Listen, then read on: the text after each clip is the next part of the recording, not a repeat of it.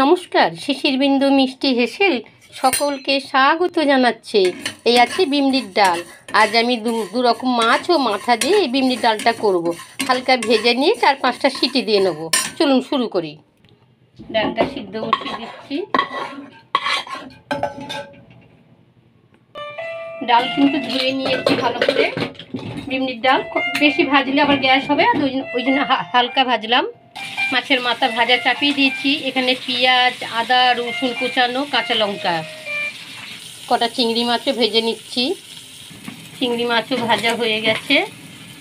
জিরে, তেজপাতা, শুকনো লঙ্কা দিয়েছি। এইগুলো দিয়ে একটু নেড়ে নিই। আমার চ্যানেলকে সাবস্ক্রাইব করুন, ভালো লাগলে অবশ্যই একটা লাইক দেবেন, আর ফেসবুক থেকে দেখে থাকলে তাহলে ফলো করতে ভুলবেন না।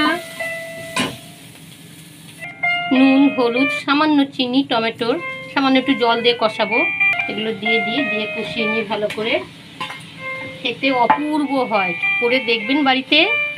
গ্যাস কমিয়ে 2 মিনিট ঢাকা দিচ্ছি। মশলা কষা হোক, মাথাটা সিদ্ধ হোক। মাছের মাথা ঢাকাটা খুলেছি।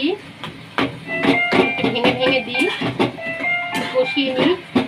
জলটা শুকিয়ে নেবো কষাতে কষাতে। তেল ছেড়ে দিয়েছে, ডাল দিয়ে দেবো।